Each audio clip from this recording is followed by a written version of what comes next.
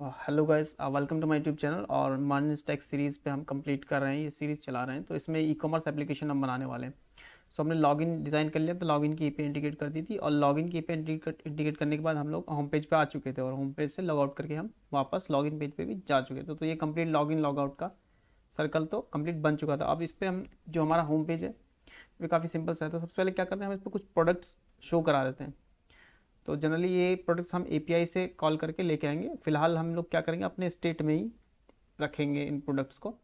सो अभी अपने पास front end पे ही सेव करेंगे। जनरली ऐसे करते नहीं है, सिर्फ जब हम वर्क कर रहे होते हैं तब हम लोग फ्रंट एंड पे रख लेते हैं टेस्टिंग के लिए बस, और उनको लूप चला के रन करके और शो करा देते हैं। और उसके बाद उसको रिप्लेस कर देते हैं एक्चुअल एपीआई से। यानी जो डेटा हमें बैक एंड से रिटर्न होने वाला होता है उसके से रिप्लेस कर देते हैं ये जो डेटा हम फ्रंट एंड पे सेव कर लेते हैं। ठीक है, तो चलिए यहाँ पे हम लोग क्या करते हैं, एक सिंपल ले लेते हैं कॉन्स। अब स्टेट के अंदर सेव करना है तो डेटा कॉमा सेट डेटा, और इसके अंदर हम लोग बना देते हैं सिंपल एरे। अब एरे के अंदर हम लोग सिंपल रखेंगे क्या, ऑब्जेक्ट्स की फॉर्म में रखेंगे। जो हमारा डेटा होगा वो ऑब्जेक्ट्स की फॉर्म में होगा। तो ऑब्जेक्ट के पास, एक ऑब्जेक्ट के पास सबसे पहले क्या होगा, देखिए पहला ऑब्जेक्ट है, इसके पास सबसे पहले क्या होगा, एक यूआरएल होगा, जो कि जो इमेज हम शो करने वाले अपने प्रोडक्ट के पास उसका यूआरएल ये रहेगा। और प्रोडक्ट का नेम हो गया, नेम, और तीसरा डिस्क्रिप्शन, ये कुछ डिस्क्रिप्शन हो जाएगा। इसको लिख देता हूँ मैं डिस्क्रिप्शन। तो इसको ध्यान से समझना। सेम ही ऐसे ही, मतलब हर एक ऑब्जेक्ट जो होगा वो ऐसे ही रहेगा। ठीक है, एक एरे के अंदर खूब सारे ऑब्जेक्ट्स होंगे।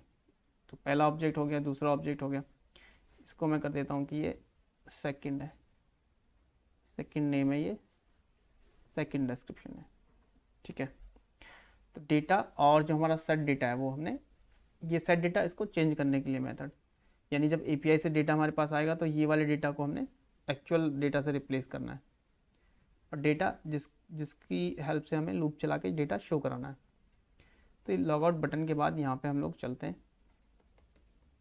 ये हमारा डिव हो गया, वहाँ पे हमने होम लिख लिया। ये हमारा बटन का लॉजिक था, ये वाला लॉग आउट का, और इसके लोकल स्टोरेज क्लियर करने के लिए और लॉगिन पेज को वापस भेजने के लिए वाला लॉजिक था। उसके बाद अब हम चलते हैं यहाँ पे, हमारे प्रोडक्ट लिस्ट हम शो करा देते हैं एक H1 लेके। चलिए एक H1 टैग ले लेता हूँ, इसके अंदर हम लिख देते हैं प्रोडक्ट लिस्ट।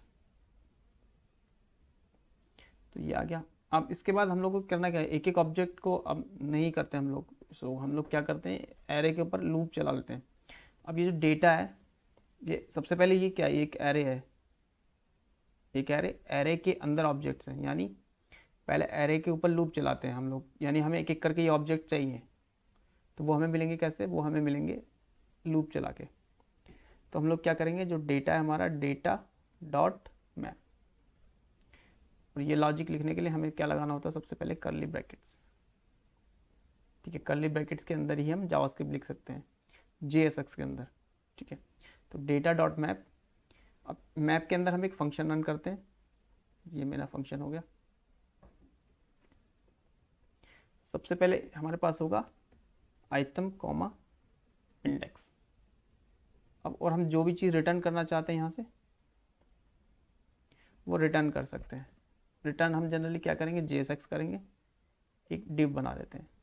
ठीक है, एक डिव हम रिटर्न कर रहे हैं, उसके अंदर हमने क्या रिटर्न करना है, सब। अब ये जो आइटम है, आइटम, ये जो लूप चल रहा है ये क्या था, एरे के ऊपर चल रहा है, एरे के अंदर क्या है, ऑब्जेक्ट्स हैं। तो ये आइटम क्या हो गया, इंडिविजुअली एक ऑब्जेक्ट हो गया। यानी ये पहला वाला ऑब्जेक्ट, पहली बार जब लूप चलेगा तो ये पहला वाला ऑब्जेक्ट हो जाएगा, दूसरी बार में दूसरा वाला ऑब्जेक्ट, इस टाइप से होता चला जाएगा। तो इन सभी ऑब्जेक्ट में से हमें क्या चीज़ चाहिए, सपोज हमें अभी सबसे पहले नेम शो कराना है।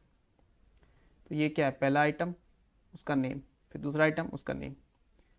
तो यानी जो हमारा आइटम है, आइटम बार बार चेंज हो रहा है, क्योंकि पहली बार में पहला ऑब्जेक्ट, दूसरी बार में दूसरा ऑब्जेक्ट। तो इन जितने भी आइटम आ रहे हैं हमारे पास लूप चल के, उनका सबका नेम हमें चाहिए बस। ठीक है, आइटम डॉट नेम हमने शो करा दिया। देखो नेम शो हो गया, 2 नेम शो हो गए क्योंकि हमारे पास 2 ऑब्जेक्ट थे।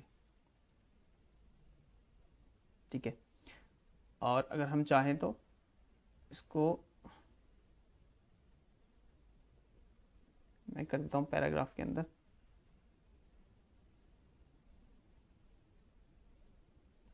ये तो गया हमारा पहला ऑब्जेक्ट।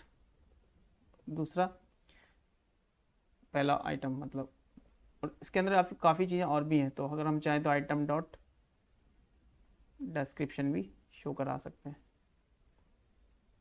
ये तो जो हमारा डिस्क्रिप्शन, तो पहले नेम आ गया, फिर आइटम डॉट डिस्क्रिप्शन आ गया। अब ये जो डिव है हमारा, इस पर हम थोड़ा स्टाइल लगा देंगे, तो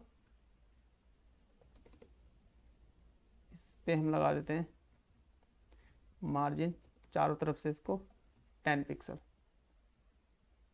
और क्या कर देते हैं हम लोग, बैकग्राउंड कलर इसको दे देते हैं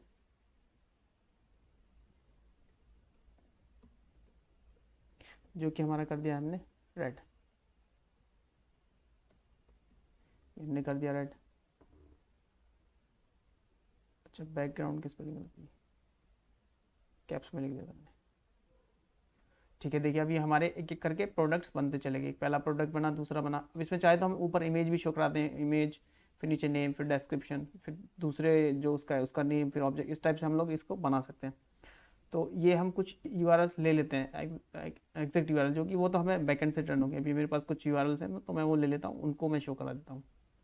जैसे मेरे पास ये यूआरएल्स हैं, यूआरएल है, नेम है, कैटेगरी है, इस टाइप की चीज़ें हैं, तो ये सारा मैं ले लेता हूँ यहाँ से।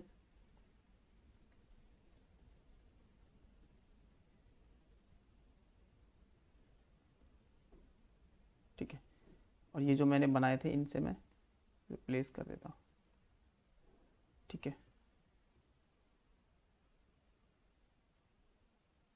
ओके। तो अभी नेम सबके शो होने लगे, नेम आ गया, नेम आ गया।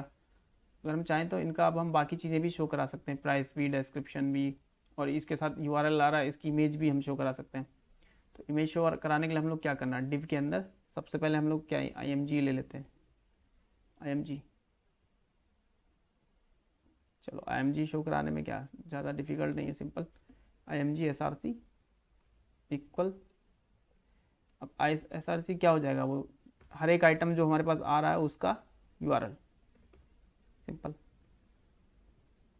देखो अब ये इमेज शो होनी शुरू हो गई, जो इमेज थी वो हमारे पास आने लगी। अब इनकी विड्थ और हाइट हम लोग कर देते हैं। हम चाहते हैं जो डिवीज़न है हमारा पूरा कवर करे, पूरे डिवीज़न को कवर करे ये जो हमारा इमेज है। तो उसके लिए हम लोग क्या करेंगे, इस इमेज पे कुछ स्टाइल लगा देते हैं, जो कि है विड्थ 100%। 100% विड्थ का मतलब है जिस भी डिव के अंदर हो कंप्लीट उसको कवर कर लो। देखो उसने कवर कर लिया। और जो इसकी हाइट है उसको कर देते हैं हम लोग फिक्स, की हाइट को कर देते हैं हम लोग 300 पिक्सल।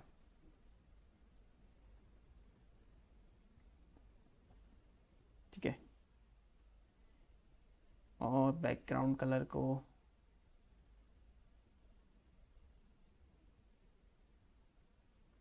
अगर हम हटा दें कोई दिक्कत नहीं है, मार्जिन को कर दें अगर हम 30 पिक्सल, थोड़ा अच्छा लगने लगेगा।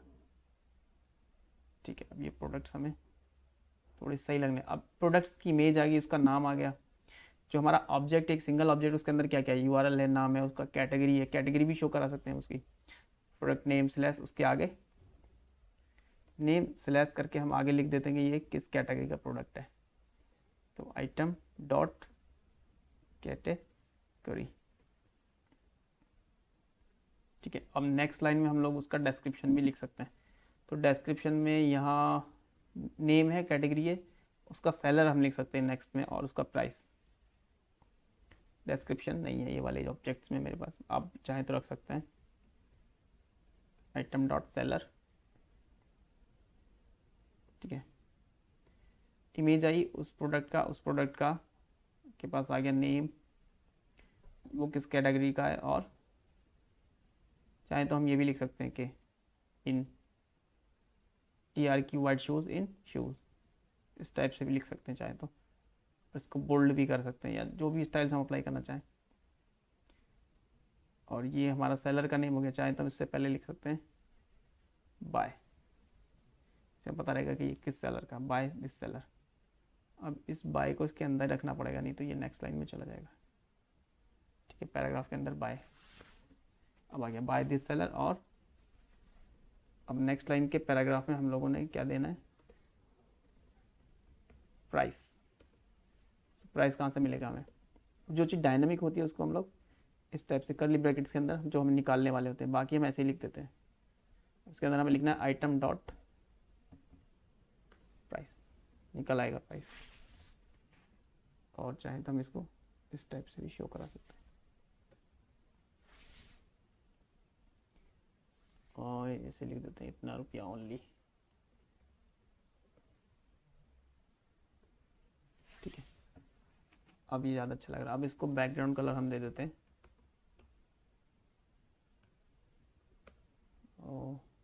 Triple A.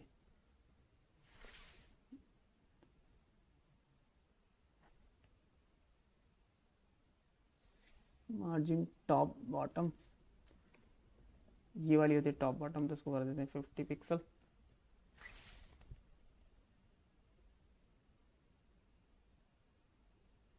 सब हम शो करा सकते हैं प्रोडक्ट, उसका नेम और कैटेगरी और उसका, इस टाइप से चीज़ें हम शो करा सकते हैं हमारे शॉपिंग कार्ट में। अब ये तो हो गई एक ही पेज पे शो कराने के लिए। तब लेकिन अगर हम इसको इस टाइप से कर रहे हैं, देखो फुल स्क्रीन पे क्या हो रहा है, ये बेकार हो जा रही है इमेजेस। तो हम जब फुल स्क्रीन पे होंगे तो हम क्या कर सकते हैं, हम कम विड्थ कर सकते हैं। उसके लिए हम मीडिया क्वेरीज पे वर्क करेंगे। सो अभी स्मॉल में देखते हैं हम लोग अपना इस टाइप से वर्क हो रहा है। तो यानी जो यूज़र्स हैं, अभी क्या किया हमने, अभी हार्ड कोड ही लिए हुए हैं, ये हम क्या करेंगे सेलर से ऐड करवाएंगे, फिर डेटाबेस में सेव होंगे और वहाँ से हम लोग फैच करके तब दिखाएंगे। तो ये सब में एपीआई कॉल्स वगैरह लगेंगी, तो वो सब चीज़ें हम करेंगे। अभी सिर्फ हमने इतना कोड लिखा।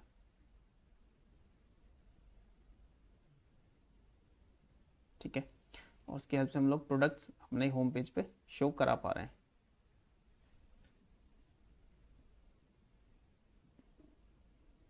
तो यहाँ से हम लोग रख सकते हैं और विड्थ चाहे तो हम 20% रख सकते हैं, 20 नहीं 50% रख सकते हैं, या फिर 30%। तीन प्रोडक्ट शो करा देते हैं।